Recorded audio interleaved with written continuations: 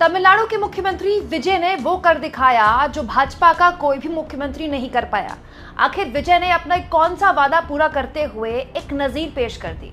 जब भी किसी चुनाव में बीजेपी की जीत होती है, बीजेपी के लिए उसकी मीडिया एक मैप तैयार करती है, भारत का नक्शा, जिसमें बताया जाता है कि देखिए इस राज्य में भी अब भगवा लहरा रहा है, इस राज्य में भी भगवा लहरा रहा है। भारत के नक्शे के जरिए बताया जाता है कि देखिए बहुतायत राज्यों में जो है वो बीजेपी या फिर एनडीए की सरकारें हैं। इससे बीजेपी की ताकत दिखाई जाती है। बताया जाता है कि पूरे देश के कोने कोने के किसी भी राज्य में, चाहे उत्तर से लेकर दक्षिण तक, पूरब से लेकर पश्चिम तक, बीजेपी ने कहीं भी भगवा लहराने में कोई कसर नहीं छोड़ी। ये बात भी बिल्कुल ठीक है दोस्तों कि बहुतायत राज्यों में बीजेपी या फिर एनडीए की सरकार है, लेकिन कितनी अजीब बात है, उसके बावजूद भी बीजेपी का कोई एक या फिर एनडीए का कोई एक मुख्यमंत्री ये नहीं कर पाया जो तमिलनाडु के मुख्यमंत्री ने कर दिखाया। दोस्तों, आज तमिलनाडु के मुख्यमंत्री सी जोसेफ विजय एक बहुत ही इम्पॉर्टेंट, आप कह सकते हैं, एक ऐसे फैसले को अमली जमा पहनाने वाले हैं, बाकायदा उसको आज हरी झंडी देने वाले हैं जो वादा उन्होंने किया था। दोस्तों, महिला वोटर सबको चाहिए, महिलाओं का वोट सारी पार्टियां चाहती, और दोस्तों इसके लिए चुनाव से पहले 10-10 हज़ार रुपये उनके खाते में भी डाले जाते हैं।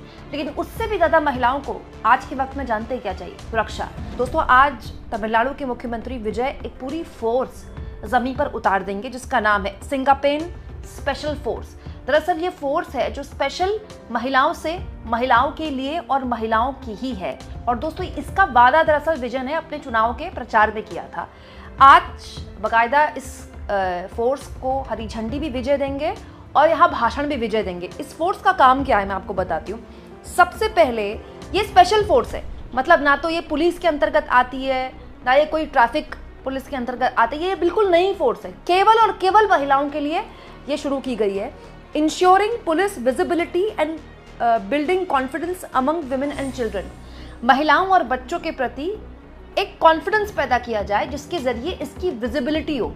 होता क्या है दोस्तों कि कई बार किसी फोर्स का, पुलिस का या कोई भी वर्दीधारी का होना ही बहुत ज़रूरी होता है। उसके बस हो जाने से अपराधियों में खौफ पैदा हो जाता है। दोस्तों, आज भी हमारे देश की शायद ही कोई सड़क होगी जहाँ पर ईव टीजिंग नहीं होगी, छेड़खानी नहीं होती होगी महिलाओं के साथ। अगर यहाँ ऐसी कोई फोर्स खड़ी भी हो जाएगी ना, तो भी महिलाओं और बच्चों में एक उम्मीद जागेगी कि देखिए खड़े हैं ना, ये हमको बचा लेंगे। और उनको देखकर अपराधियों में खौफ होता है कि यहाँ से भाग जाओ, नहीं तो ये पकड़ लेंगे। दूसरा, identifying vulnerable places and taking remedial measures. ये बहुत ज़रूरी है। बहुत से ऐसे शहरों में, लगभग हर शहर में कोई ना कोई ऐसी जगह होती है, कोई अंधेरी सड़क होगी या फिर कोई ऐसी जगह होगी जो नशेड़ियों का अड्डा होती है, या फिर जहाँ माहौल ठीक नहीं होता, या फिर उन जगहों को स्पेशली चिन्हित किया जाता है कि यहाँ लड़कियों के साथ गलत व्यवहार किया जाए। स्पेशली लड़कियों की जो कॉलेजेस हैं जहाँ पर बेचारी लड़कियाँ पढ़नी आती हैं, वहाँ आसपास आप देखिएगा ईव टीजिंग इतनी ज़्यादा होती है, क्योंकि वो जो घटिया किस्म के दोयम दर्जे के लोग होते हैं वो स्पेशली उन अड्डों को लड़कियों को छेड़ने का अड्डा मानते हैं। ये वनरेबल प्लेसेस हैं जहाँ पर महिलाओं को, बच्चों को ज़्यादा टारगेट किया जाता है। ऐसी जगहों को चिन्हित करना इस फोर्स का काम होगा। दोस्तों, इसके अलावा monitoring and patrolling of public places for safer environment. ये बिल्कुल सही है कि वक्त वक्त पे ऐसी जगहों की पेट्रोलिंग होनी चाहिए। दोस्तों, आप खुद देखिए, जो बड़े बड़े शहर हैं वहाँ रात को पुलिस घूमती है, कम से कम प्रमुख बाजारों में, प्रमुख सड़कों में घूमती है, तो पुलिस की पेट्रोलिंग वैन भी खड़ी होती है ना, तो भी अपराधियों में खौफ होता है। ये फोर्स यही करेगी, पेट्रोलिंग करेगी। इसके अलावा preventing harassment of women and children in public places. Public places में किसी भी तरह से बच्चों का और महिलाओं का हैरेसमेंट ना हो, ये फोर्स का काम होगा। बेसिकली पब्लिक प्लेस में इसको शायद तैनात किया जाएगा, तभी तो ये रोक पाएगी। इसके अलावा इसका काम होगा दोस्तों कि ये ऐसे स्टेक होल्डर्स को यूनाइट करे जो एक बेहतर कम्युनिटी बना पाए। बहुत सारे एनजीओज हैं जिसको लेकर काम करते हैं अलग अलग शहरों में, बहुत सारी संस्थाएं हैं, बहुत सारे समाज सेवी हैं। अगर उनके साथ फोर्स जुड़ जाए तो एक से भले दो से भले चार, तो वो भी ये फोर्स करेगी। People driven movement for women and child friendly society, एक मूवमेंट चलाने का काम भी ये फोर्स करेगी। कई बार आप देखिएगा कई शहरों में, कई बाजारों में नुक्कड़ सभाएं की जाती हैं। एक एंटरटेनमेंट के जरिए लोगों में जागरूकता पैदा की जाती है। ये भी एक तरीका होता है। आप गली मोहल्लों में जाइए, लोगों को जागरूक कीजिए, बताइए कि देखिए आप किसी भी तरह से महिलाओं का शोषण करते हैं तो वो समाज के एक दायित्व है कि समाज उसके लिए एकत्रित हुए, समाज उसके खिलाफ बोले। बच्चों के खिलाफ अगर कुछ होता है तो समाज ये बोले। इससे एक जागरूकता आती है, लोगों में हिम्मत बनती है। महिलाओं में हिम्मत बनती है जब उन्हें जागरूक किया जाए कि आपके साथ कुछ गलत हो तो बोलिए। दोस्तों, इस तरह के प्रयासों से हम अपनी जो कम्युनिटी है, जो अपना समाज है, अपने शहर हैं, वो महिलाओं के लिए, बच्चों के लिए सुरक्षित बना पाएंगे। हम कहने के लिए कहते हैं महिलाएं आधी आबादी है, लेकिन क्या किसी भी शहर में रात को 12 बजे या रात को 8 बजे भी आप सुरक्षित महसूस करती हैं? मैं तो दिल्ली एनसीआर में रहती हूँ दोस्तों, और मुझे करीब 19 साल हो गए दिल्ली एनसीआर में रहते हुए। आज भी 8 बजते हैं तो मुझे ये टेंशन होती है कि कितनी जल्दी से जल्दी घर पहुँचा जाए, जबकि मेरे पास अपनी गाड़ी है। रात को 8-9 बजे आप दिल्ली एनसीआर में अपनी गाड़ी के अंदर भी अगर कोई सुनसान जगह है या सुनसान सड़क है तो आपको बस ये होगा कि जल्दी से जल्दी कोई ऐसी जगह पहुंच जाए जिससे कि थोड़ा ट्रैफिक मिल जाए, कोई डर ना हो कि कोई गाड़ी रोक दे।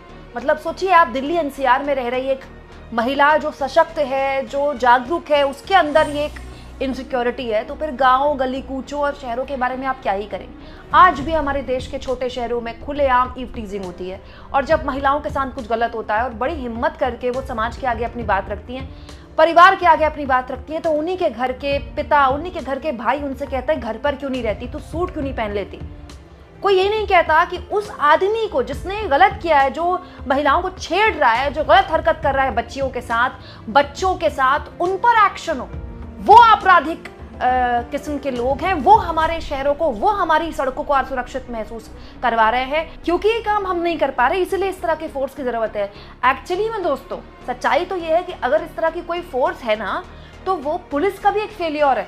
ये काम पुलिस का है भाई, पुलिस का ये डर होना चाहिए, पुलिस का एक खौफ होना चाहिए। अरे पुलिस का तो ये जलवा होता है कि अगर वो चाहे तो मंदिर के बाहर कोई चप्पल ना जुड़ा पाए, लेकिन पुलिस फेल कर गई, तब इस तरह की फोर्स का मतलब ऐलान करना पड़ा और वो जमीन पर उतारना भी पड़ा।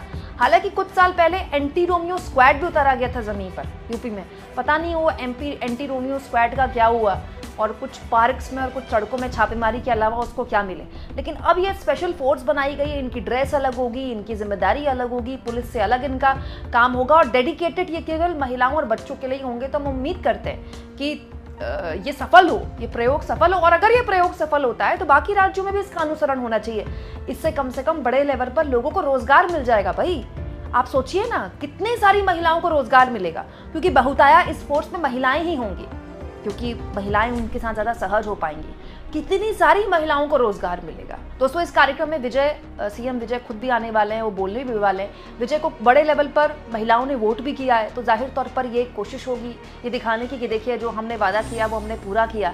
लेकिन अभी कसौटी खरी है, पूरे 5 साल है। अगर ये फोर्स अपना दायित्व पूरा नहीं कर पाई और ये भी एंटी रोमियो स्क्वाड की तरह, मतलब उसका नाम लेने वाला भी कोई ना बचे, तो फिर ये एक फेल्योर होगा सीएम विजय का। और सीएम विजय अगर ये कर पाए सक्सेसफुली, तो बाकी राज्य भी आप यकीन मानिए इसको एक नज़ीर की तरह लेंगे। कम से कम बीजेपी शासित राज्यों को तो इस तरह का कोई प्रयास करना ही चाहिए। बहुतायत राज्यों में आपकी सरकार है। आप इस मुद्दे को किस तरह से लेते हैं दोस्तों, कमेंट बॉक्स में ज़रूर लिखें।